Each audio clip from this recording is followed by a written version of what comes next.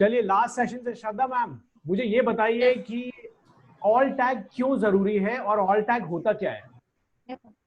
Sir all tag इसलिए जरूरी है अगर हम अपनी वेबसाइट पे कोई इमेज लगाएं, और अगर बाउंस रेट को रोकने के लिए ऑल टैग लगाया जाता है, और बाउंस रेट को कम करने के लिए ऑल टैग लगाया जाता है। अगर इमेजेस नहीं खुल रही तो वो ऑल टैग वहाँ पे वो डिस्प्ले करता है कि what the image is about, इसलिए हम लोग ऑल टैग वहाँ पे नहीं लगाते मैम, बिल्कुल भी नहीं, बिल्कुल भी नहीं। थोड़ा सा एग्जैक्ट हैं आप, लेकिन कहीं ना कहीं मतलब आपने दो टॉपिक्स को मिक्स कर दिया। सत्य जी आपके पास आते हैं, ऑल टैग क्यों जरूरी है और ऑल टैग का काम क्या होता है? सर ऑल टैग हम लोग इसलिए यूज करते हैं कि अगर वेबसाइट लोडिंग में, अगर इमेज लोडिंग में थोड़ा बहुत स्लो, मीन्स प्रोसेसिंग का स्लो हो, तो जो व्यूअर है हम लोगों का, तो उसे आइडिया लग पाए कि यहाँ पर जो इमेज है वो उसके कौन से रिलेटेड है, और इसको एसईओ पर्पज से भी हम लोग। ठीक है, और एसईओ पर्पस में कैसे यूज करेंगे ऑल टैग का, मतलब कुछ क्या बेनिफिट मिल सकता है हमें? यस सर, हैं। कीवर्ड हम लोग ऐड करके यूज करते लेकिन सर अगर हर जगह कीवर्ड डाल देंगे तो गूगल को बुरा लगेगा ना, गूगल इसको कीवर्ड बॉम्बार्डमेंट कह देगा। कैसे मैनेज करेंगे इसको? हैं sir. Image name and keyword both दोनों सेम। चलिए ठीक है। अश्विनी, मान लीजिए अगर आप डिजिटल मार्केटिंग सर्विसेज के कीवर्ड को प्रमोट करना चाहते हैं, तो क्या आपकी वेबसाइट का जो जिस पेज पे आप इस कीवर्ड को डाल रहे हैं, क्या उस पेज में हर जगह आप ऑल टैग में यही डालेंगे, डिजिटल मार्केटिंग सर्विसेज? सर नहीं, मैक्सिमम प्लेस में मेरे को वर्ड यूज करना पड़ेगा, बट विद डिफरेंट सेंटेंस। कैसे, एग्जाम्पल दीजिए। मान लीजिए आपके पास एक इमेज है जिसमें आप एक किसी मैन को आप दिखा रहे हैं, एक ह्यूमन बीइंग को, कि वो कंप्यूटर पे काम कर रहा है। वहां आप डिजिटल मार्केटिंग का ऑल टैग कैसे यूज कर सकते हैं?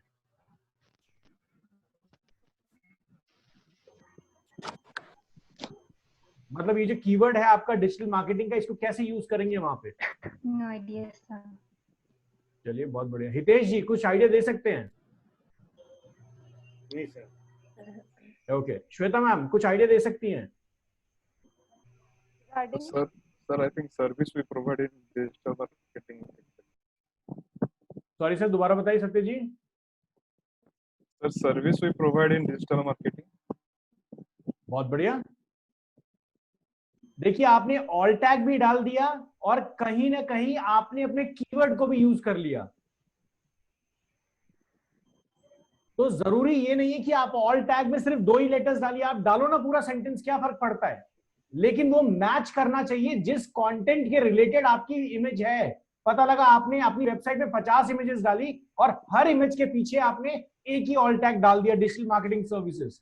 वो गलत है, क्योंकि गूगल बहुत तेज है, बहुत सारे सर्च इंजन बहुत स्मार्ट हो चुके हैं, वो आराम से आपको समझेंगे कि आप कीवर्ड बॉम्बार्डमेंट कर रहे हैं, जिसको मार्केट में ब्लैक हैट एसईओ कहा जाता है।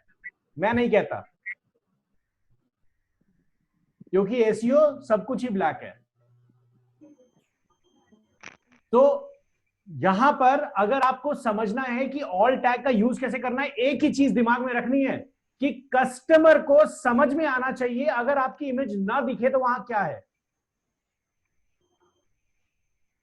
अगर आपने एक इंसान की फोटोग्राफ लगाई है, एक ह्यूमन बीइंग है जो कंप्यूटर के ऊपर काम कर रहा है, लैपटॉप के ऊपर काम कर रहा है, और उसके करस्पॉन्डिंग आपने अगर डेटा लिखा है, for example digital marketing services के ऊपर आप डेटा लिख रहे हैं या डिजिटल मार्केटिंग कोर्स के ऊपर डेटा लिख रहे हैं, तो आप उसका ऑल टैग किस तरीके से डाल सकते हैं, एग्जाम्पल समझिएगा। आप डाल सकते हैं वहां पर सर्विसेज फॉर डिजिटल मार्केटिंग। इसमें क्या होगा, आपका डिजिटल मार्केटिंग कीवर्ड भी पकड़ लिया, आपने रिपीट भी नहीं किया, और आपने सेटिस्फाई भी किया सर्च इंजन को कि वो जो इंसान है अगर उसकी फोटोग्राफ नहीं दिखे तो आपका जो कंटेंट है वो किस बारे में रिलेट कर रहा है। या फिर आप इस कीवर्ड को भी पकड़ सकते हैं, फ्रीलांसर्स इन डिजिटल मार्केटिंग। मतलब जो भी आपका कंटेंट है, जो पैराग्राफ लिखा है ना, जिसके करस्पॉन्डिंग आप अपनी इमेज लगा रहे हैं। आप सिंपल सोच के देखिए, एक ब्लैंक पेज, जिस पेज के ऊपर एक कंटेंट लिखा है और बगल में एक व्हाइट स्पेस आ रहा है जहां पे आपकी इमेज लोड नहीं हुई, जो कंटेंट आप कस्टमर को दिखाना चाहते हैं उसी कंटेंट को वहां लिखिए। बस कोशिश कीजिए कि आपका कीवर्ड उसमें कैसे आ जाए। Logic clear Ashwini? श्रद्धा, आपने जो आंसर दिया था that was like correct, but path पे इसलिए नहीं था क्योंकि इसका बाउंस रेट से टेक्निकली कोई रिलेशन नहीं है। बाउंस रेट की जब हमने बात की थी, बाउंस रेट मैंने आपको बताया था, बाउंस रेट क्या होता है, एक कस्टमर आपकी वेबसाइट पे आता है और आपकी वेबसाइट 12 सेकंड से पहले छोड़ के चला जाता है।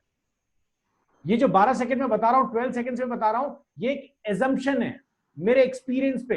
हर डिजिटल मार्केटियर के एक्सपीरियंस पे ये एजम्पशन निकल सकता है। सबका अपना अपना व्यू है। गूगल ने कभी नहीं बोला कि मैं 12 सेकंड में वापस चला जाऊंगा, ऐसा नहीं है। लेकिन मैं मानता हूं कि एक कस्टमर आपकी वेबसाइट पे आता है, 3-4 सेकंड तो आपकी वेबसाइट लोड होने में भी लग जाता है। उसके बाद अगर कस्टमर 8-9 सेकंड रुकेगा नहीं तो क्या करेगा? तब तक तो पेज भी लोड होना चाहिए ना प्रॉपरली। तो जब तक कस्टमर स्क्रॉल करके नहीं देखेगा, तो ये मेरा असम्पशन है कि 12 सेकंड के बाद अगर कस्टमर चला जाता है, सॉरी उससे पहले चला जाता है, तो इसका मतलब आपकी कंटेंट में दम है नहीं। और गूगल भी शायद हो सकता है 12 से 18 सेकंड तक उसको रीड करे, इससे ज्यादा नहीं होगा।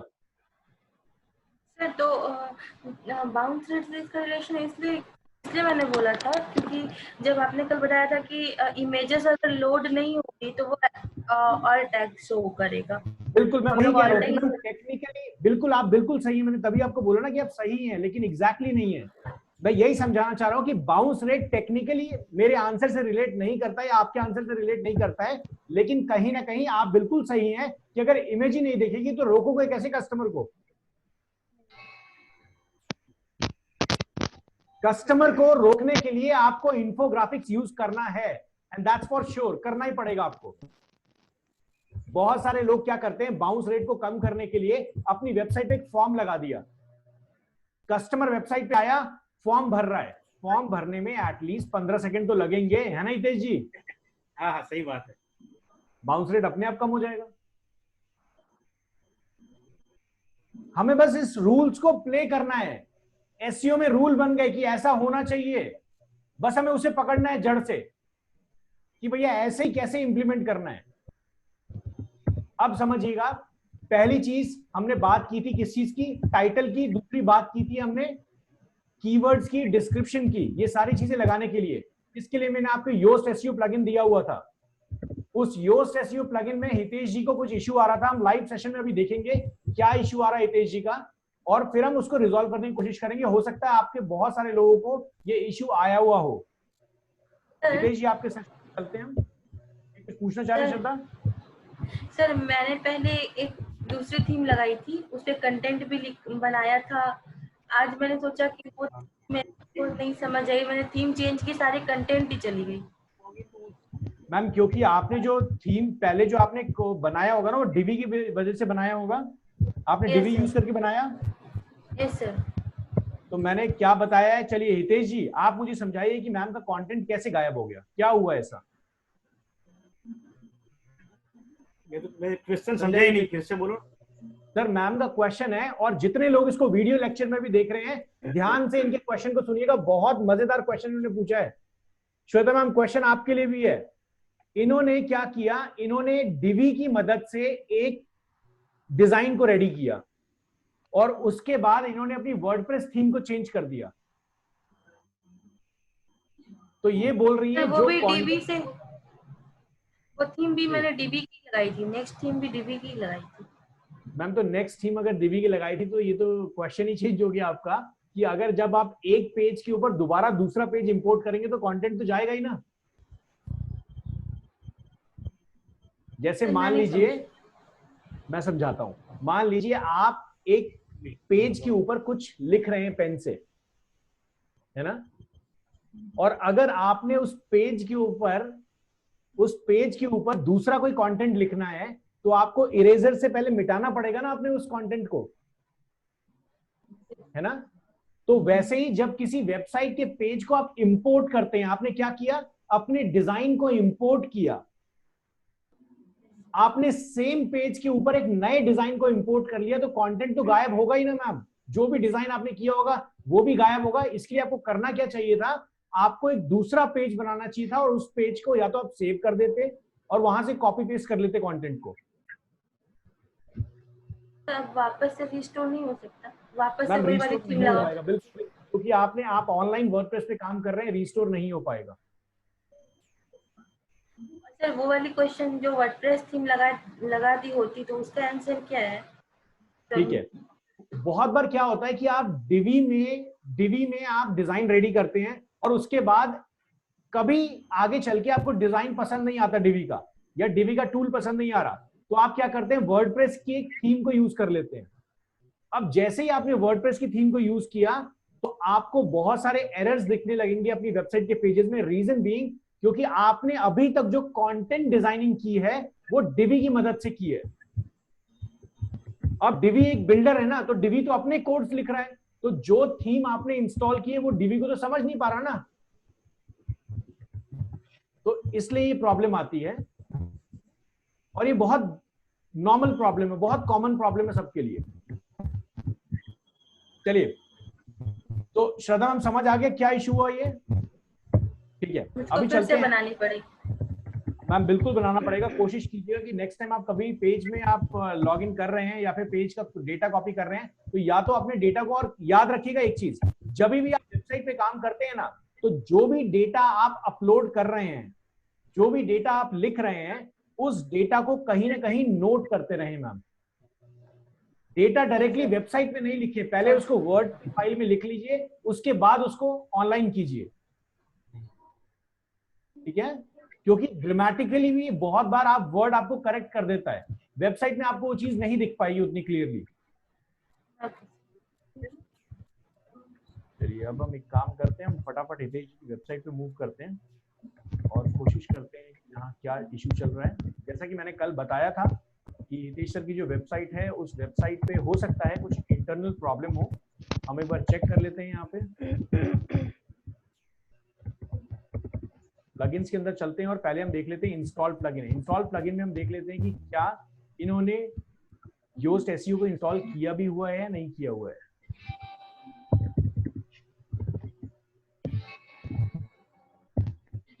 चलिए, योस्ट एसईओ यहाँ पे प्लगइन इंस्टॉल्ड है इनका। यस, ये देखिए प्लगइन इंस्टॉल्ड है। अब मैं क्या करूंगा, अब मैं यहाँ पे एक नया पोस्ट बनाता हूँ या फिर एक पेज बनाऊंगा, जो भी। अभी पहले हम एक पोस्ट बना के देख लेते हैं।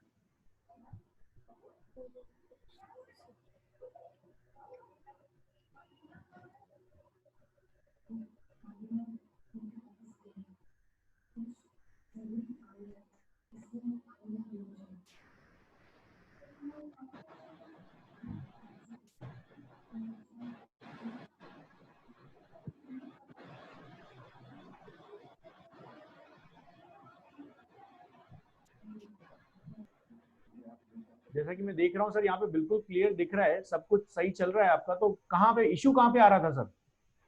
इश्यू लॉगिन, ये मेरा बच्चा बोल रहा है कुछ लॉगिन का प्रॉब्लम हो रहा है, वो मैं भी समझ नहीं पा रहा, वो क्या बोलता है लॉगिन में क्या होता है। कोई बात नहीं सर, लॉगिन का प्रॉब्लम, इसमें लॉगिन की जरूरत ही नहीं है। वो क्या कर रहे होंगे, वो योस्ट एसईओ में जाके लॉगिन कर रहे होंगे, वो हमें नहीं करना है।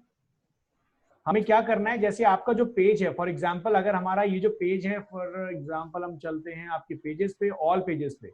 अब हम आपके फर्स्ट पेज पे चलते हैं। शॉपिंग का क्राफ्ट में लॉगिन नहीं हो रहा है, ऐसा बोल रहा है सर शॉपिंग कार्ट में लॉगिन नहीं हो रहा है? हाँ, वेबसाइट में। ओके, योस्ट एसईओ का इशू नहीं है ना, वो तो शायद आज सुबह वो कर दिया है आज तो, और वो भी सब इमेजेस भी हमने लगा दी गूगल में। ओके ठीक है, आपने कल सिखाया था ना, वो भी कर दिया हमने। अच्छा, तो यहाँ पे एक बार चेक कर लेते हैं क्या हम नजर आए हैं।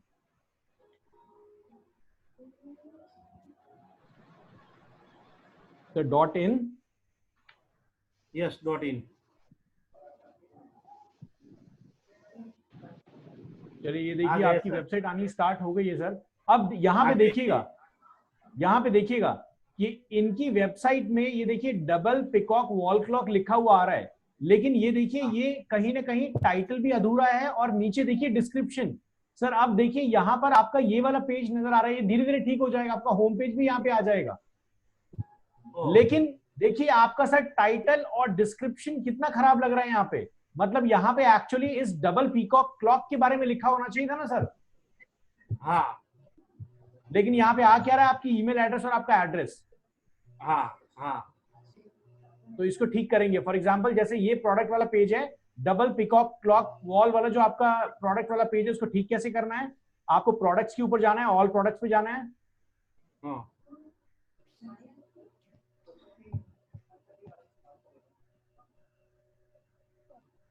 और हम चलते हैं आपके डबल पीकॉक वाले पे।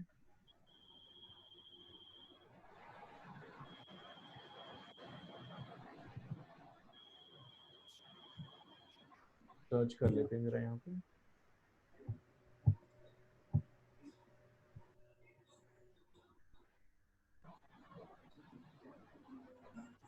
ये रहा, और इस पे हम जाएंगे एडिट के ऊपर।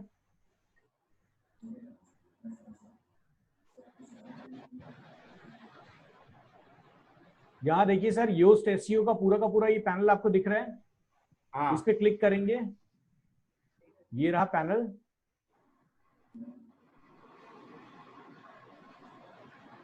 ये रहा योस्ट एसईओ को एक्सपैंड करेंगे। यहाँ देखिए ये रहा सर, ये देख रहे हैं सर, आपने इसको हाँ। ठीक नहीं किया है, यहाँ पे आपको ठीक करना है। यहाँ पे ठीक कीजिए, इसको लिखिए जाके properly. Double peacock wall clock है ना, इसको लिखिए हाँ। पूरा अच्छे से सर। इसको मजेदार तरीके से आप लिखेंगे।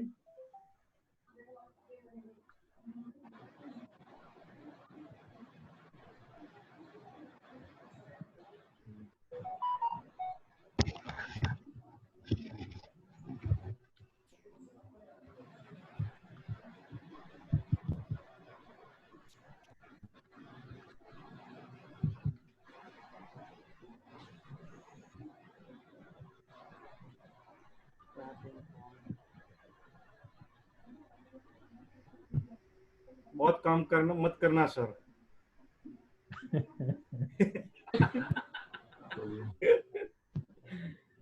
तो यहाँ पे डिस्क्रिप्शन आप लिख सकते हैं सर। ऊपर ऊपर लिखा ही है। अच्छा, डिस्क्रिप्शन कहाँ पे है सर? यहाँ पे आपने कुछ डाला हुआ है? ये रहा ना, डिस्क्रिप्शन है। सर कुछ ऑफर है तो लिख दो ना सर टाइटल पे। वेरी गुड, बहुत बढ़िया। नितेश भाई ऑफर नहीं देते सर।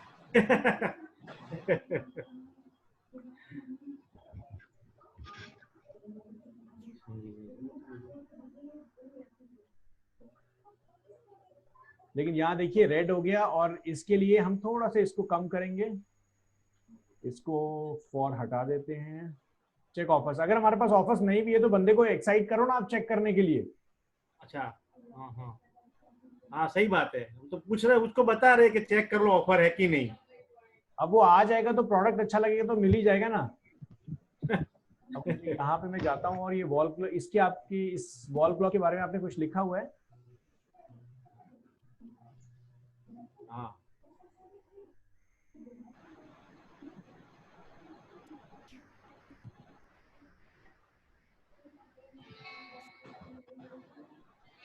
हम अपने इस डिस्क्रिप्शन को कैसे मैच करेंगे? सबसे पहले देखिएगा, हमें डिस्क्रिप्शन स्टार्ट करना है उसी कीवर्ड से जो कीवर्ड हम चाहते हैं।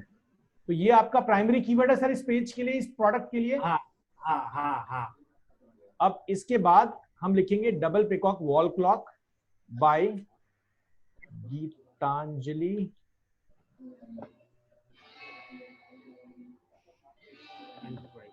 Price.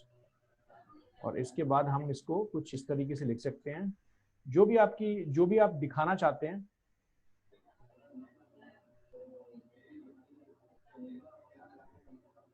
Very attractive to ice.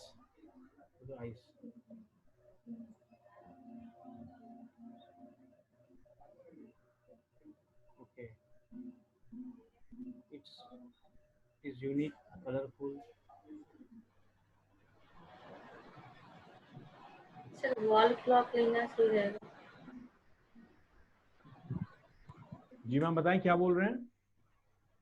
Sir wall clock भी इनकी एक कीवर्ड हो सकती है जो आप डिस्क्रिप्शन में। बिल्कुल होगा मैम, वॉल क्लॉक 100% होगा। अभी हम करेंगे उस पे काम में, वही आपको आज सेशन में सिखा रहा हूँ कि किस तरीके से आप इस पे काम करेंगे।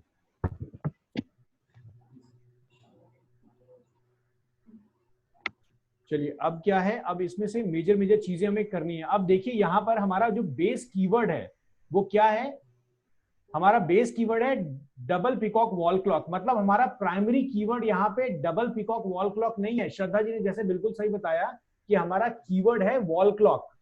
हम वॉल क्लॉक के कीवर्ड पे दिखने चाहिए, तभी लोगों को पिकॉक विकॉक समझ आएगा ना ये। यस। तो इसलिए बहुत जरूरी है कि आप इस डबल पिकॉक वॉल क्लॉक पे थोड़ा सा आप ये भी समझे कि किस तरीके से आपका ये कीवर्ड इस पे इंप्लीमेंट होगा।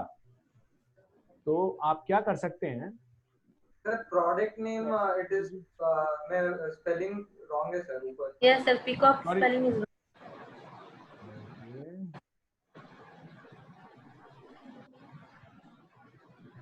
Thank you.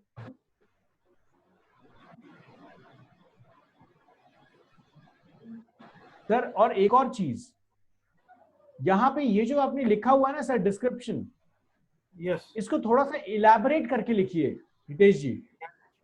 इलैबोरेट बहुत जरूरी है इसको इलैबोरेट करना। जैसे यहां पर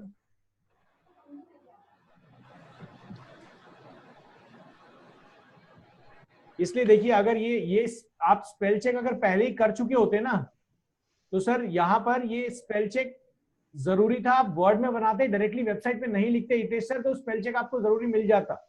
हमारी आदत हो गई आजकल बस की ऑटोमेटिक ठीक हो जाए वो।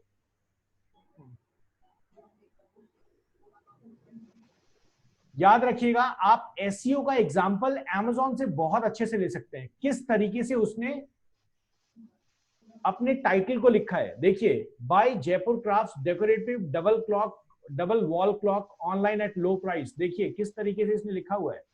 मैं इस लिंक को उठाता हूं और इसके डिस्क्रिप्शन और इसके पूरे टाइटल को चेक करने के लिए व्हाट आई विल डू, मैं यहां पे क्लिक कर देता हूं।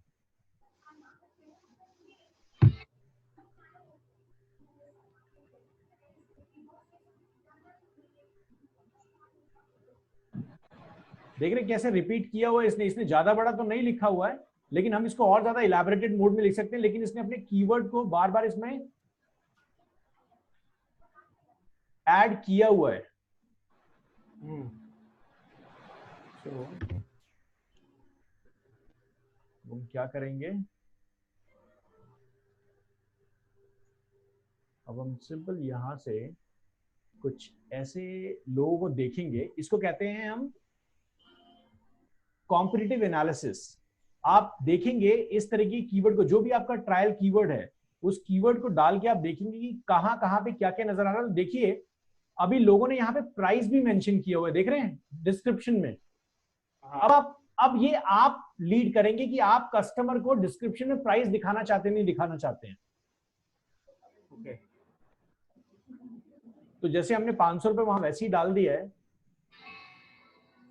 तो आप कस्टमर को एक स्टार्टिंग रेंज दे रहे हैं कि भैया आओ, हमारे पास बहुत सारे और भी रेंज मिलेंगे आपको, आओ हमारी वेबसाइट पे। स्टार्टिंग कर दिया है। यहां देखिए, home decor digital wall clock, modern design, living room, bedroom, silent wall clocks, ये सारी चीजें हैं। यहाँ पे आप जरूर इस चीज को मेंशन कर सकते हैं हितेश जी।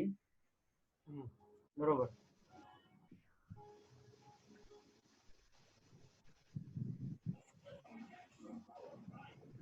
Now have I spelled it correct? Yes sir.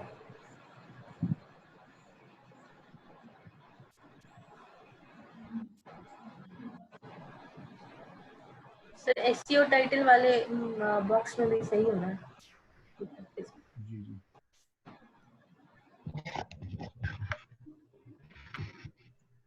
ठीक है, अभी देखिए आपका जो स्निपेट है इस तरीके से लगेगा। अब देखो देखने में लग रहा है ना। हाँ, अब आपको कोई ढूंढेगा तो ये चीज नजर आएगी इसी तरीके से। बाकी अपने कीवर्ड को कैसे ऐड करना है, वॉल क्लॉक को कैसे ऐड करना है, आप कोशिश कर सकते हैं यहां पे।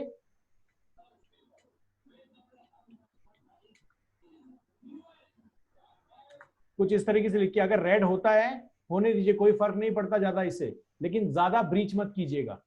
देखिए जैसे मैंने डेस्कटॉप पे किया, रुपीस के बाद गायब हो गया ना उतना, और मोबाइल में तो और छोटा हो जाएगा, देख रहे हैं।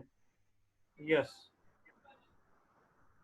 तो इस तरीके से आप यहाँ पे वॉल क्लॉक और यहाँ पे कोशिश कीजिएगा कि जब आपने यहाँ ऊपर वॉल क्लॉक डाला है और हमारा टारगेटेड कीवर्ड ये है, तो कोशिश कीजिए यहाँ पे भी आप वॉल क्लॉक जरूर मेंशन करें।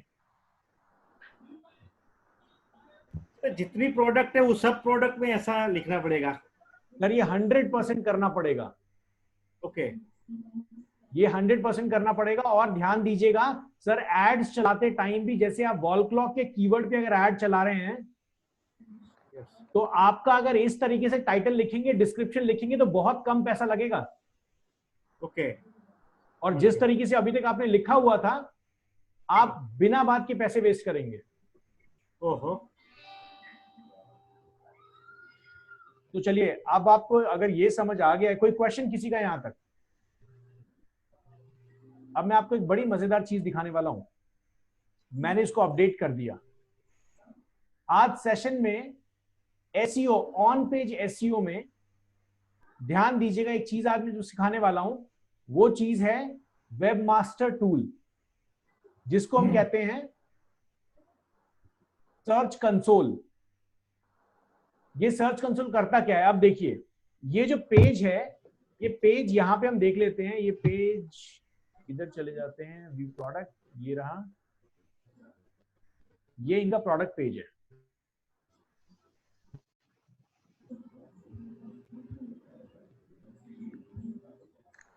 ये देखिए, ये इनका प्रोडक्ट पेज है। टाइटल अपडेट हो गया, यहाँ पे टाइटल अपडेट हो रहा है पूरा। हमारा डिस्क्रिप्शन भी अपडेट हो चुका है, हमारा डिस्क्रिप्शन भी बैकएंड में अपडेट हो चुका होगा। अब लेकिन मैं अगर गूगल पे जाऊं और गूगल पे जाने के बाद इसको चेक करूं, तो यहां पर क्या हो रहा है देख रहे हैं आप? सब आ गया, सब मेरा ही है यहाँ पे। सर वही तो मैं पूछ रहा हूँ कि हमने अभी अपडेट किया और गूगल पे कैसे अपडेट हो गया? हाँ, लेकिन टाइटल अपडेट नहीं हुआ ना, जो हमने लिखा था। हाँ, डबल पिकॉक वॉल क्लॉक वो नहीं हुआ। सर टाइटल अपडेट नहीं हुआ ना। हमारा टाइटल देखो क्या है, हमारा टाइटल है वॉल क्लॉक डबल पिकॉक। इसका मतलब गूगल थोड़ी देर पहले हमारी वेबसाइट पे आया है। और गूगल कब हमारी वेबसाइट पे आया है? यहां से इस ड्रॉप डाउन पे क्लिक करते हैं, कैश पे क्लिक करते हैं, और यहां पर आप 12 सेकेंड्स तक ये देखेंगे, गूगल आपकी वेबसाइट पे एक स्नैपशॉट के थ्रू 5 जून को आया है। बरोबर, वरना वो बंद था फिर भी आया था। सर वो गूगल के लिए कुछ बंद नहीं होता, ये कोड है। इंसानों को छुट्टी चाहिए ना, कोड को थोड़ी चाहिए। तो आप ध्यान दीजिएगा, हमारा जो टाइटल था वो टाइटल गूगल में अभी भी अपडेट नहीं हुआ ना सर? Double pico. तो हम इसको कैसे करेंगे? एक टूल है सर्च कंसोल। अब इस सर्च कंसोल टूल पे कैसे काम करना है, हितेश जी अपनी स्क्रीन को शेयर करें और सर्च कंसोल सीखेंगे हम।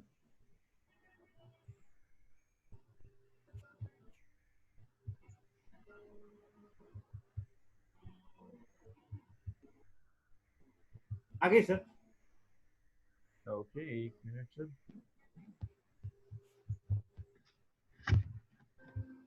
रिक्वेस्ट कर दें स्क्रीन को। ये मैं साथ साथ में आपको टूल्स इसलिए बताते जा रहा हूं क्योंकि आपको उस स्टेप की पूरी कंप्लीट नॉलेज हो जाए। अभी ऑन पेज एसईओ खत्म नहीं हुआ है, और भी स्टेप्स हैं इसमें, लेकिन साथ साथ में मैं आपको टूल्स बताता रहूंगा जिससे आपकी मदद होती रहेगी। तो यहां पे मैं काम करते हैं, सबसे पहले हम गूगल क्रोम ओपन कर लेते हैं और यहां पे सर्च कंसोल टाइप करेंगे।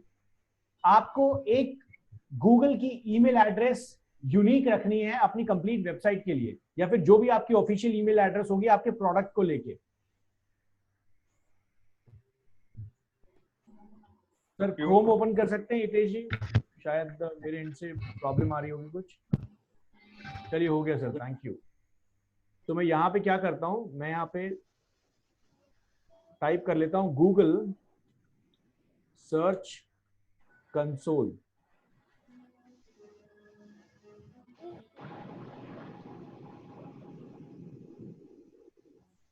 इसका नाम वेबमास्टर भी था पहले।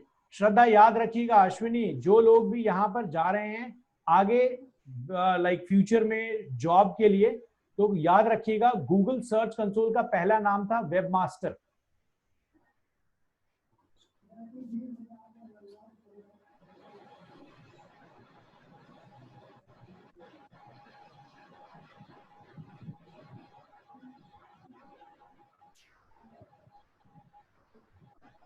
ध्रुमी, ये वेबसाइट है search.google.com। अब ये सर्च कंसोल करता क्या है, ये हमारी वेबसाइट को गूगल के साथ कनेक्ट करता है और हमारी वेबसाइट की इंफॉर्मेशन जल्दी अपडेट करने में मदद करता है, कैश करने में मदद करता है। यहां पे दो तरीके हैं, डोमेन को वेरीफाई कीजिए, मतलब सर्च कंसोल क्या कर रहा है, आपकी वेबसाइट के पेजेस को गूगल डायरेक्टरी में अपडेट करेगा। तो अगर आपको अपनी वेबसाइट की पेजेस को, जो अभी हमारे साथ प्रॉब्लम आई है कि टाइटल अपडेट नहीं हुआ गूगल में, हमने अपनी वेबसाइट पे तो कर लिया है लेकिन गूगल के अंदर अपडेट नहीं हुआ, अगर उसको करना है तो आपको क्या करना होगा, आपको यहाँ पे अपनी वेबसाइट को वेरीफाई करना होगा। वेरीफाई करने के लिए दो तरीके हैं, पहला तरीका है डोमेन का, आप यहाँ पे अपना डोमेन डालेंगे, वेरीफाई कर सकते हैं। दूसरा तरीका है यूआरएल प्रीफिक्स, आप यहाँ पे डीएनएस रैकेट्स वेरिफिकेशन होता है, मैं आपको सजेस्ट नहीं करूंगा इस पे जाने के लिए, थोड़ा सा लेंथी प्रोसेस है, हो सकता है टाइम ले लेगा, लेकिन यहाँ पर दूसरा प्रोसेस बहुत इजी है जो मैं आपको सजेस्ट करूंगा। यहाँ पे देखिए मैं गीतांजलि एंटरप्राइज की वेबसाइट उठाता हूं,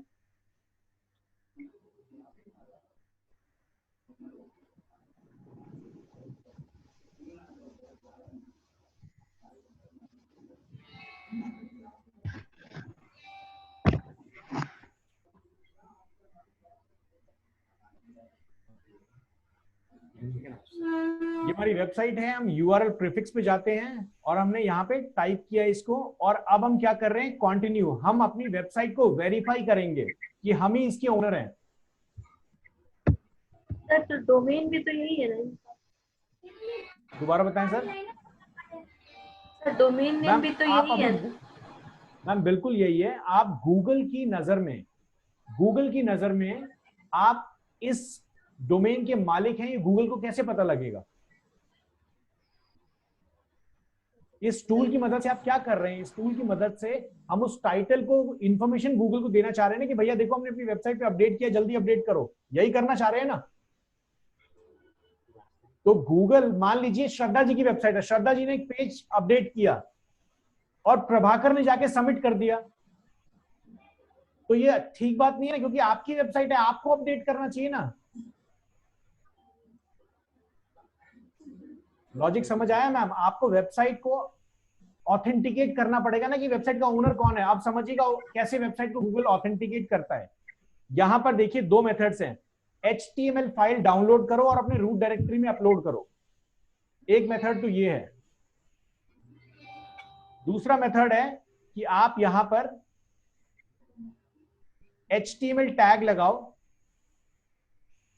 यहां पे देखिए HTML टैग लगाओ, मेटा टैग लगाओ, इसको हम कॉपी कर लेते हैं। ध्यान दीजिएगा, इसको हमने कॉपी कर लिया और अब हम क्या करेंगे, अब हम हितेश जी की वेबसाइट में लॉगिन करेंगे। चलिए मेरे एंड पे, चलिए यही कर देते हैं, कोई बात नहीं, ये नहीं है।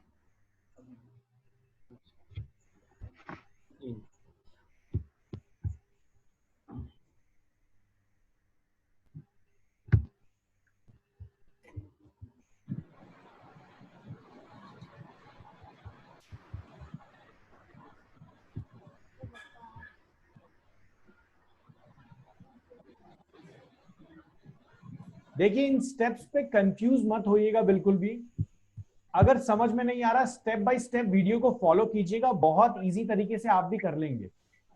मैं आपको हर एसईओ के स्टेप पे लेके जाऊंगा और उसके करस्पॉन्डिंग टूल्स को समझाऊंगा, क्योंकि अगर एक बार मैं ऑन पेज पूरा खत्म कर दूंगा और फिर टूल समझाऊंगा तो फिर आप कंफ्यूज होंगे कौन सा कहां पे था। अभी हमारी नीड क्या जनरेट हुई है, हमारी नीड जनरेट हुई है कि वेबसाइट पे हमने एसईओ के लिए टाइटल और मेटा टैग अपडेट कर दिया, लेकिन गूगल में तो हुआ ही नहीं, तो इसलिए हम सर्च कंसोल टूल को यूज कर रहे हैं। तो यहाँ पे देखिए अभी मेरे को क्या करना है, अभी मैं जाऊंगा, मेरे को इसने बोला है, ये जो टूल है इसने मुझे कहा है कि अपने हेड में जाके ये इस कोड को पेस्ट कर दो अपने हेड में, मतलब वेबसाइट के हेड में, अपने हेड में नहीं, वेबसाइट के हेड में जाके इस कोड को पेस्ट कर दीजिए। तो आपको क्या करना है, आप यहाँ पे अपीयरेंस में जाएंगे, थीम एडिटर में जाएंगे,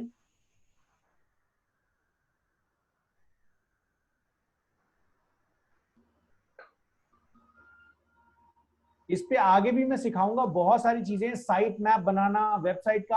अभी हम उस स्टेप पे नहीं आए, तो सर्च कंसोल का मैं आपको उतना ही यूज सिखा रहा हूं जितना कि अभी हमारे टॉपिक के लिए जरूरी है। सर्च कंसोल में इलैबोरेटेड मोड में और ज्यादा पढ़ाऊंगा। यहां पे हमें कौन सी फाइल ढूंढनी है? header.php फाइल, जो पूरी वेबसाइट के हेड को कंट्रोल करती है। ये देखिए यहां पे आपको दिखेगा header.php, ये रहा थीम हेडर के नाम से। वेबसाइट के कोड को बिल्कुल मत छेड़िएगा, आपकी वेबसाइट खत्म हो जाएगी, आप इसको रोल बैक नहीं कर पाएंगे। इसने हमें क्या कहा? जी अश्विनी बताएं।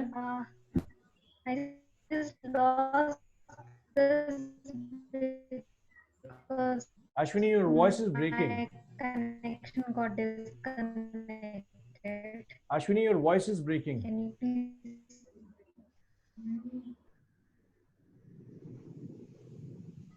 चलिए अश्विनी का क्वेश्चन जब उनकी वॉइस वापस आ जाए तो हम जरूर ले लेंगे। बाकी आप लोग मेरी वॉइस को सुन पा रहे हैं ठीक से? हाँ ठीक है। तो यहाँ देखिए हमने इस हेड के बाद ये /हेड लगा था, इस /हेड के करेक्ट ऊपर अपने कोड को लिख दिया। याद रखिएगा इस क्वेश्चन मार्क और इस ब्रैकेट के बाद ही इसको रखिएगा, / से जस्ट ऊपर इसको रखिएगा। और हम क्या करेंगे, इसको सेव कर देंगे। मैं पर्सनली क्या करता हूं, जब भी इस टाइप के कोड को मैं एडिट करता हूं तो मैं पहले इस कोड को Ctrl+A करके, जिससे पूरा कॉपी हो जाता है, एक नोटपैड में रख लेता हूं कि अगर कुछ खराब हुआ तो मैं डायरेक्टली रोल बैक कर दूं। मैं क्या प्रैक्टिस यूज करता हूं दोबारा समझा देता हूं। जब भी मैं इसके अंदर कुछ कर रहा होता हूं तो मैं क्या करता हूं, इधर क्लिक करके Ctrl+A प्रेस कर लेता हूं, जिससे पूरा ये हाईलाइट हो जाता है और पूरा सेलेक्ट हो जाता है। उसके बाद मैं क्या करता हूं, मैं इस पूरे के पूरे कोड को एक नोटपैड में सेव करके रख लेता हूं, सो दैट मुझे पता लगे कि अगर कुछ गड़बड़ हो रही है तो मैं बाद में उसको रोल बैक कर पाऊं। अब मैं जाता हूं दोबारा सर्च कंसोल में, ये रहा हमारा सर्च कंसोल, और हम यहां पे डन कर देते हैं। हमने अपडेट कर दिया फाइल को, और यहां पर हम क्या करेंगे, दोबारा अपने यूआरएल को डालेंगे। अब ये रहा हमारा यूआरएल, मैंने जस्ट कॉपी किया है वहां से। यूआरएल प्रीफिक्स पे मैं आया, कंटिन्यू करेंगे। अब ये वेरिफिकेशन कर रहा है, चेक कर रहा है कि क्या हमारी वेबसाइट एक्चुअली कोड हमने ऐड भी किया नहीं किया। और ये देखिए ओनरशिप ऑटो वेरीफाइड, देख रहे हैं, समझ गए अब श्रद्धा मैम क्यों किया ये? Go to property. किसी को कोई कंफ्यूजन यहाँ पे? श्वेता मैम कोई कंफ्यूजन? चलिए, तो यहाँ पे आ गए। अब हमें क्या करना है, अभी के लिए सर्च कंसोल में बहुत ज्यादा इलैबोरेटेड मोड में पढ़ाऊंगा, बहुत मजेदार चीजें एडवांस लेवल तक लेके चलेंगे। लेकिन अभी के लिए हमारा इशू यही था ना सत्य, कि हमारा जो टाइटल था वो गूगल के अंदर सही से नहीं आ रहा था। दोबारा एक बार चेक कर लेते हैं, हमारा पेज कौन सा था? हमारा यही वाला पेज है। कौन सा पेज है वो? Wall clock, double peacock wall clock. कहाँ पे दिखेगा ये मुझे?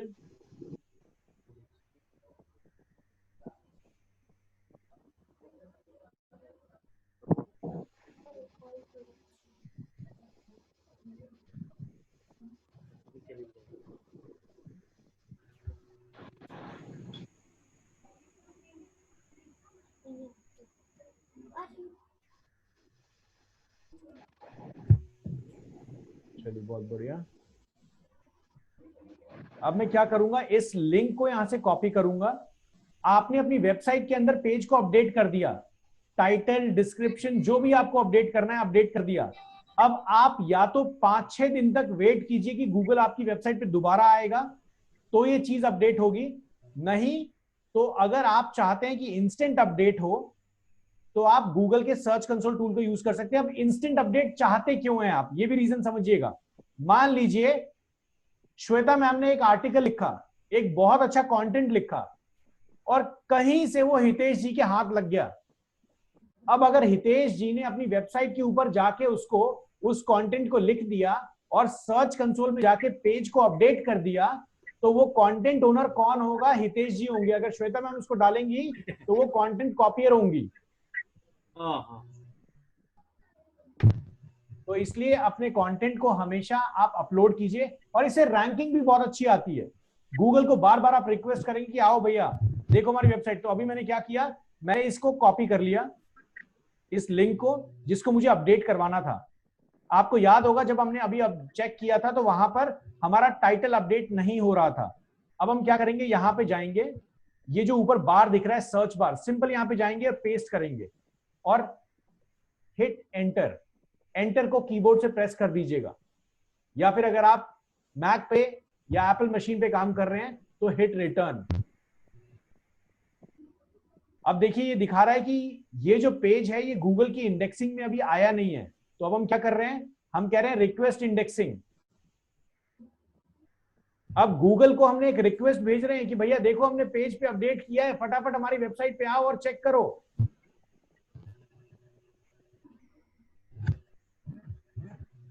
और गूगल रिक्वेस्ट ले रहा है। गूगल क्या कर रहा है, अभी अपने सर्वर को इन्फॉर्म कर रहा है कि भैया देखो ये फलाना फलाना वेबसाइट ओनर है, इसने अपनी वेबसाइट पे चेंज किया है, फटाफट इसकी वेबसाइट पे जाओ और चेक करो क्या अपडेट है। लॉजिक समझ आ रहा है हितेश जी, सत्य जी, श्रद्धा मैम, अश्विनी समझ आ रहा है, Ajay? Yes, sir. This is a very important tool when it comes to SEO. Bloggers के लिए ये वरदान है, जो फटाफट अर्थक्वेक की न्यूज आप देखते हैं, अर्थक्वेक आया और गूगल पे लिखा हुआ आ गया, तो वो तो वेबसाइट में ना, गूगल तो नहीं दिखाता ना, वो तो वेबसाइट से डेटा ले रहा है। तो गूगल में क्या करते हैं, ये सारे न्यूज वाले लोग, एक प्रॉपर टीम बैठी हुई है जो इस पे काम कर रही होती है। एक ने न्यूज आर्टिकल बनाया, कंटेंट राइटर ने न्यूज आर्टिकल लिखा, और एक टीम ने उस लिंक को उठाया और फटाफट इस टूल में आके रिक्वेस्ट कर दिया। जिसकी न्यूज सबसे पहले वो सबसे अच्छा।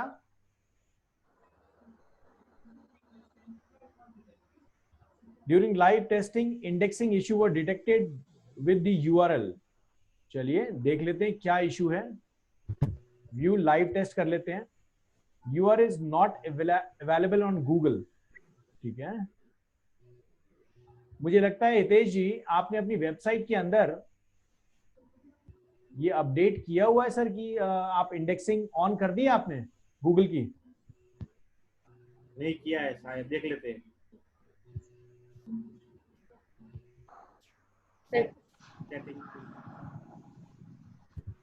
सेटिंग, रीडिंग,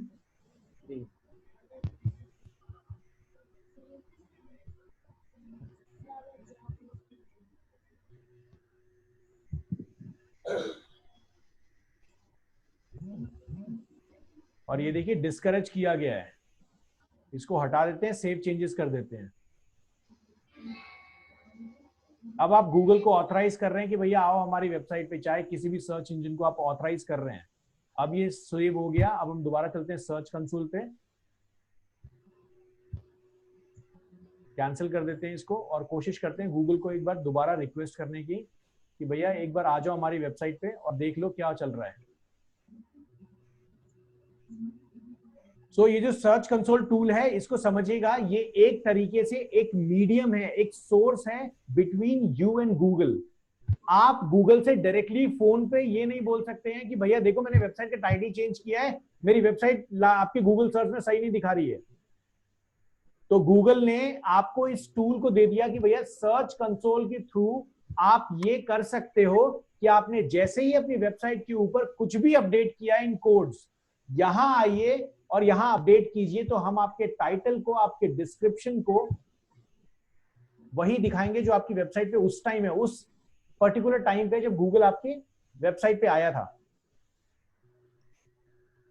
इसमें थोड़ा सा टाइम लगता है।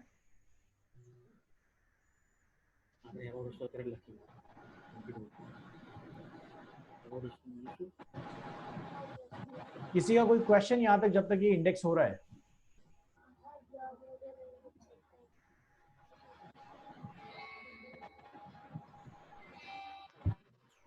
हम दोबारा इसको ट्राई कर लेते हैं। आपका जो लाइव न्यूज चैनल है उसमें सर मेरा जो लाइव न्यूज चैनल वाला है उसके अंदर हमने एक एपीआई यूज की हुई है जो ऑटोमेटिक इस तरीके को काम करती है, वो मैं आपको सिखाऊंगा कि आपको ये जो मैनुअल तरीका है इसको यूज करने की जरूरत नहीं है, आपका वेबसाइट ऑटोमेटिकली अपडेट होता रहेगा।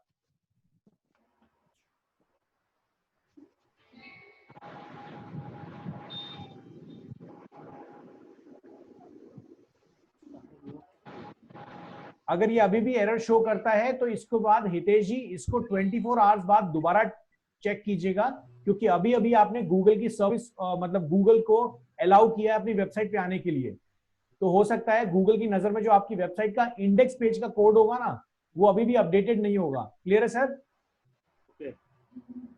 तो 24 घंटे बाद आपको दोबारा इसको ट्राई करना है अगर ये अभी एरर शो कर देता है तो।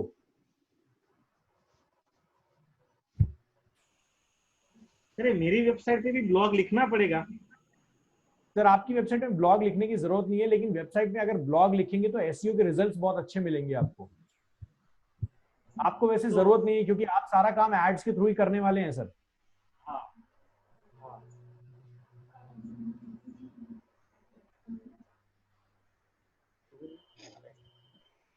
सत्य जी वेबसाइट आपकी कहां तक पहुंची है सर?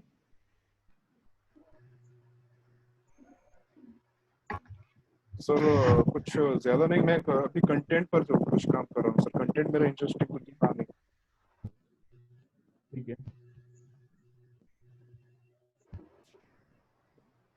सर वो क्राफ्ट में लॉगिन करने की जरूरत पड़े, वो कैसे सॉल्व होगा? सर किसमें?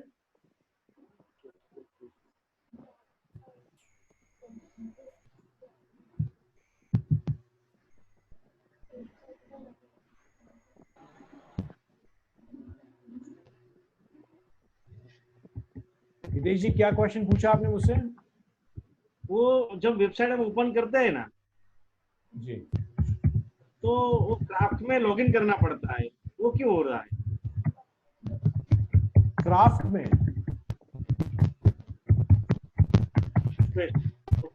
सर चलिए यहाँ पे पहले मैं इसका आंसर दे देता हूँ। यहाँ पे देखिए, यहाँ पे लिखा हुआ आ गया इंडेक्सिंग रिक्वेस्टेड, मतलब अब हमारे इस पेज के लिए इंडेक्सिंग रिक्वेस्टेड हो गई है। URL was added to a priority column queue, मतलब आपका जो यूआरएल है, जो आपका लिंक है, वो एक प्रायोरिटी लिस्ट में चला गया है। नॉर्मल वाले लोग अलग हैं, आपकी एक प्रायोरिटी क्यू है। अब आप गूगल की नजर में पैसे वाले बन गए, प्रायोरिटी क्यू में आ गए हैं आप। Submitting a page multiple times will not change the Q position. पैसे वालों की भी इसने वाट लगा दी है। इसने क्लियर कट कहा है कि बार बार अगर आके आप यहाँ पे चेंज करेंगे या अपडेट करेंगे, इसका मतलब ये नहीं है कि मैं आपको लाइन में आगे लगा दूंगा। जिस टिकट नंबर, जो टोकन नंबर आपको मिला है, उस टोकन नंबर के साथ खड़े हुए भगवान के दर्शन अपने आप हो जाएंगे। ठीक है, तो भीड़ भाड़ नहीं कीजिए, आराम से प्यार से दर्शन कीजिएगा। तो आराम से अपने यूआरएल ऐड कर दिया तो आराम से रुके रहिए। तो अभी हम इसको देख लेते हैं। और अब हम क्या करेंगे, इतने में मुझे लगता है कि अगले 15 मिनट के अंदर इस लिंक को अगर हम गूगल पे चेक करेंगे तो हमारा टाइटल और हमारा जो अपडेटेड मोड है, जो डिस्क्रिप्शन है, वो जरूर हमें दिख जाएगा। अभी के लिए हम चेक करने के लिए क्या करेंगे, डायरेक्टली लिंक टाइप करेंगे तो गूगल का आपको यूजर नहीं दिखेगा। कैसे दिखता है, आपको क्या करना है, आपको google.com टाइप करना है। डायरेक्टली टाइप करेंगे तो आप वेबसाइट पे पहुंच जाएंगे। आपको google.com टाइप करना है, उसके बाद अपने किसी यूआरएल को टाइप करना है, सो दैट आप उसको गूगल में देख पाए कि वो किस तरीके से दिख रहा है। क्योंकि आपका जो कस्टमर है Hitesh sir, Geetanjali enterprise type करके आने वाले कस्टमर की बहुत कम होंगे। लोग क्या सर्च करके आएंगे, designer wall clock, double peacock wall clock. तो डायरेक्टली आपके उस पेज पे आएंगे। तो अब आपको चेक करना जरूरी है कि आपका पेज एक्चुअली दिख कैसे रहा होगा। और ये देखिए कितना बढ़िया काम हो गया, हमारा अपडेट हो चुका है टाइटल और डिस्क्रिप्शन। अगर हम ये काम नहीं करते तो हम क्या करते, हम अगले 5 दिन तक वेट कर रहे होते कि गूगल हमारी वेबसाइट पे आएगा और चेक करेगा। नीचे वाली भी मेरी है सर, दोनों में दिखाई दे रहा है। बिल्कुल सर, वो आपके सारे पेजेस अब धीरे धीरे आने लगेंगे, क्योंकि आपने ऑन कर दिया है ना, तो धीरे धीरे सारे पेजेस आने लगेंगे अब। और यहाँ पे ध्यान दीजिएगा, यहाँ पे ध्यान दीजिएगा, वॉल क्लॉक कितनी बार हमने रिपीट किया है, ध्यान दीजिए। वॉल क्लॉक, यहां देखिए वॉल क्लॉक बड़ा बड़ा दिख रहा है। Double peacock wall clock again repeat हो गया। गीतांजलि एंटरप्राइज भी आ गया, फिर पीकॉक डिजाइन भी आ गया। आप कोशिश करें अपने कीवर्ड में, अपने कीवर्ड को टाइटल और डिस्क्रिप्शन में बार बार ऐड करने के लिए। अब लॉजिक समझ आया? सर्च कंसोल का यूज किया है श्रद्धा जी? Yes sir. बहुत बढ़िया। यहाँ पर जो अजय जी, जी सत्य जी बताइए क्वेश्चन। सर यहाँ पर जो शो हो रहा है wall clock, double peacock wall clock, ये सब सर जो बोल्ड में आ रहा है, जब हम लोग लिखा था तो बोल्ड नहीं किया। सर ये बोल्ड इसलिए नहीं था क्योंकि आपने जो अभी जो कीवर्ड डाला है ना, इसने आपकी प्रायोरिटी कीवर्ड को पकड़ा है। तो वो दिखा रहा है कि ये सारे कीवर्ड्स हैं जो मेन कीवर्ड्स हैं इसके, जो प्रोडक्ट अंदर लगा हुआ है। ये गूगल ऑटोमेटिकली दिखा रहा है आपको। Whatever is in the search bar, it is showing those keywords. Yes.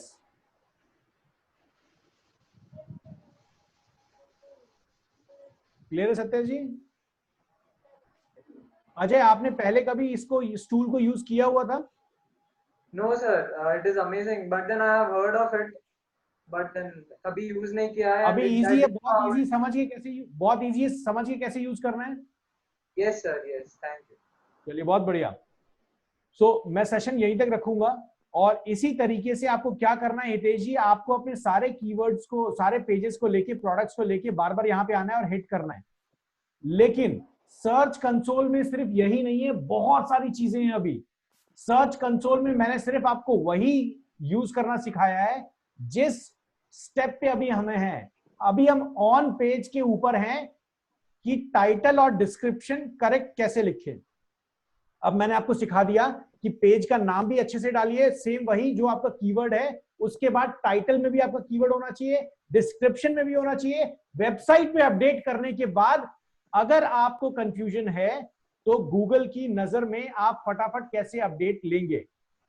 तो आप इस पे भी बहुत मजेदार तरीके से आप समझ गए कि अगर हमारी वेबसाइट पे अपडेट हो गया है, गूगल में अपडेट नहीं हुआ है, तो हम अपडेट कर सकते हैं।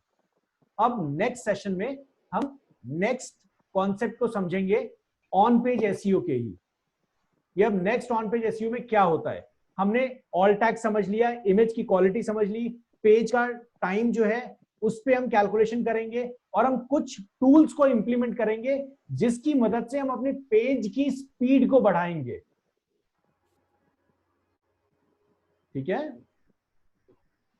अभी याद रखिएगा ऑन पेज एसईओ के लिए आपको क्या करना है। पेज का लोड टाइम अच्छा होना चाहिए, आपका डिजाइन ऐसा होना चाहिए कि बाउंस रेट कम हो, आपका कीवर्ड आपके पेज के नाम में होना चाहिए, आपके टाइटल में होना चाहिए, आपके डिस्क्रिप्शन में होना चाहिए और आपके कंटेंट में तो कूट कूट के होना चाहिए। लेकिन कूट कूट का मतलब ये नहीं है कि एक ही लाइन में बस कूट दिए सारे, है ना। कूटने का मतलब है कि आराम से, मजे से यूजर को समझ में आना चाहिए कंटेंट। चलेगा, इसको क्वेश्चन यहां तक? सर वो दूसरा जो आपने वेबसाइट खोली, बाजू में सब था, वो सब गूगल ऐड थी। हमारी वेबसाइट जब खोली तो बाजू में जो ऐड था, वॉल क्लॉक का जो पिक्चर था, वो सब ऐड थी, गूगल ऐड थी। गूगल शॉपिंग ऐड बोलते हैं सर उसको। क्या बोलते हैं? कॉपिंग add, Google shopping add. Shopping add थी, अच्छा जी, वो सिखाऊंगा सर मैं सेशन में आगे आपको। ओके। कोई क्वेश्चन और किसी का? सर आपने बोला कि वेबसाइट में सर बाउंस रेट को कम करने के लिए जहाँ पर कुछ फॉर्म जो लगाया जाता है सर पहले, वो सर देखिए अगर आप करके बना सकते हैं फॉर्म्स को। सर वर्डप्रेस में 100% फॉर्म्स बना सकते हैं आप। जिस डिवी बिल्डर का यूज कर रहे हैं उसके अंदर तो फॉर्म्स डायरेक्टली आप कॉन्टैक्ट फॉर्म बनाओ ना। कॉन्टैक्ट फॉर्म नहीं, जो सर वेबसाइट लोड होने से पहले जो फॉर्म आता है, जो मींस बाउंस रेट उसको कहते हैं करने के लिए। पॉपअप फॉर्म ना, वेबसाइट लोड होने से पहले आ गया, पॉपअप आ गया सर। उसके लिए कुछ प्लगइन्स हैं, उसके लिए कुछ प्लगइन्स हैं। आप YouTube पे जाइए और YouTube पे सर्च कीजिए वर्डप्रेस पॉपअप प्लगइन्स। लेकिन यहां पे याद रखिएगा, जब तक आप मुझसे या टीम से बात नहीं करेंगे उस प्लगइन को प्लीज यूज मत कीजिएगा, ठीक है। हाँ। और मैं सेशन में आगे आपको दिखाऊंगा, जब हम पूरी डिजाइनिंग को एंड कर रहे होंगे तो मैं आपको सिखाऊंगा पॉपअप कैसे बनाते हैं। लेकिन याद रखिएगा एसईओ की नजर में गूगल कहता है या सर्च इंजन जितने भी है लेटेस्ट मार्केट में, वो कहते हैं ये पॉपअप वॉपअप बेकार चीजें हैं, बिना बात की स्क्रीन फुल कर देती है, कस्टमर सेटिस्फाइड नहीं हो पाता। कस्टमर एक इंफॉर्मेशन पढ़ने आया, आप उसे लीड मांग रहे हो, है ना? तो गूगल इसको गलत मानता है। गूगल उन वेबसाइट्स की रैंकिंग बहुत अच्छी लेता है जिसमें पॉपअप्स नहीं होते। सर इनफैक्ट मुझे पॉपअप वाले वेबसाइट में छोड़ के भी चले जाते हैं, बहुत बाउंस रेट ज्यादा आएगा, तो इससे ज्यादा अच्छा। श्वेता मैम आप कुछ बोल रही थी। इन्फोग्राफिक्स डेफिनेटली बहुत अच्छा वर्क करते हैं, है ना, मतलब to bring customer, I mean bring person in. लेकिन जैसे आपने जो भी कुछ डिटेल बताई, तो इमेज फटाफट एक तो लोड होना चाहिए, दूसरा चीज ये कि जैसे कंटेंट ना, मुझे लगता है बहुत इंपॉर्टेंट होता है। क्लाइंट जब तक इमेज लोड हो रही है 2-4 लाइन पढ़ेगा, कंटेंट अच्छा होगा तो क्लाइंट रुक जाएगा, आई गेस। बिल्कुल मैम, क्योंकि कंटेंट कई राजा है। सर मेरा पर्सनल एक्सपीरियंस है, मुझे तो कोई, मैं वेबसाइट पे जाती हूँ और बहुत ज्यादा ऐसे फॉर्म या मेल करो, अपनी डिटेल भरो, मैं उस वेबसाइट को सबसे पहले क्रॉस ही कर देती हूँ। मतलब मुझे लगता है तो मैं मुझे एक यही कह रहा इन्फॉर्मेशन हूँ चाहिए और तुम दुनिया जहान की मेरी इन्फॉर्मेशन ले रहे हो तो जी, तो मैं यही कह रहा हूँ कि यहाँ पर जरूरी है कि आपका कॉन्सेप्ट क्या है। जैसे मान लीजिए श्वेता मैम या श्रद्धा मैम ब्लॉग बना रही हैं, तो ब्लॉग पे अगर कोई इंसान आता है और आप उसको पॉपअप दिखाओगे अपनी ईमेल एड्रेस दो, मैं कभी भी नहीं दूंगा, मैं फटाक से उसको बंद करूंगा, दूसरी वेबसाइट पे चले जाऊंगा। लेकिन मान लीजिए हितेश सर की वेबसाइट पे एक कस्टमर आता है और उसको एक पॉपअप फॉर्म दिखता है कि फॉर्म भरो और 50% का डिस्काउंट कूपन ले लो। हाँ, तो वो भर देगा। तो मैं खाना वाना साइड रखूंगा और पहले फॉर्म ही भरूंगा। है ना? हाँ बिल्कुल। तो वहां पे कॉन्सेप्ट अलग है। लेकिन यहां पर देखिए, मैं हमेशा बोलता हूं कि पॉपअप उतने अच्छे तरीके से काम नहीं करता when it comes to customer satisfaction. मैं अगर लाइव एक्सपीरियंस की बात करूं, लाइव कस्टमर सेटिस्फेक्शन की बात करूं, तो मेरे 3 तरीके से एक्सप्रेशन कस्टमर के निकाले जा सकते हैं। पहला है कस्टमर को एजुकेट करो, कस्टमर को एजुकेट करो जिस बारे में वो ढूंढता हुआ आया है। मतलब अगर हितेश जी आप अपना एग्जांपल ले रहे हैं डिजिटल मार्केटिंग सर्विसेज कीवर्ड पे, तो कस्टमर को एजुकेट करो कि डिजिटल मार्केटिंग क्यों जरूरी है आज के टाइम में। उसके बाद कस्टमर को बोलो कि भैया देखो बात ऐसी है, हमारी ये सर्विसेज हैं। उसके बाद कस्टमर को बोलो कि हम इतने ज्यादा सेटिस्फाइड हैं, हमारे पास इतने ज्यादा अच्छे सर्टिफाइड कस्टमर हैं। उसके नीचे या तो पेमेंट लिंक दिखा दो, नहीं तो आप पॉपअप फॉर्म डालो या फॉर्म डालो, कुछ भी डालो। लॉजिक क्लियर है सर? कस्टमर को पहले खुद सेटिस्फाई होने दो, तब जो आपके पास लीड आएगी उसका मजा अलग होगा। हाँ, तो मैं ये कहता हूं वेबसाइट के अंदर फॉर्म जरूर डालिए, आप ऐसी जगह डालिए जहां कस्टमर लीड जरूर भरे, कस्टमर वेबसाइट खोले उसकी नजर में फॉर्म आ जाना चाहिए। लेकिन पॉपअप फॉर्म का काम प्रोडक्ट टू प्रोडक्ट वेरी करता है। अगर श्वेता मैम अपने ब्लॉग पे पॉपअप डाल देंगी, इनका कस्टमर ही भागा आ जाएगा, बाउंस रेट इतना ज्यादा होगा ना, उल्टा ही हो जाएगा काम। लेकिन वही अगर ये अच्छा आर्टिकल लिख रही हैं और नीचे एक फॉर्म डाल रही हैं, if you are satisfied reading this article, please submit your email address so that I'll be in touch with you for regular updates from my website like a newsletter। Customer को article अच्छा लगेगा, वो खुद वहां email address डाल के जाएगा, praise करेगा इनको। वो एक सच्चा कस्टमर है जो आपको चाहिए। टाइम पास करने वाले तो मैं 1000 दे दूं आपको सर रोज। लॉजिक क्लियर है सत्य जी? तो पॉपअप लगाना मैं जरूर सिखाऊंगा, आपकी मंशा जरूर पूरी होगी, लेकिन कोशिश कीजिएगा बिना पॉपअप के डिजाइन बनाए, ज्यादा अच्छा रिजल्ट निकल के आएगा। और कोई क्वेश्चन किसी का? चलिए मैं सेशन यहीं तक रख रहा हूं। Thank you guys, thank you for joining the show. We will meet tomorrow. Good night, जय हिंद।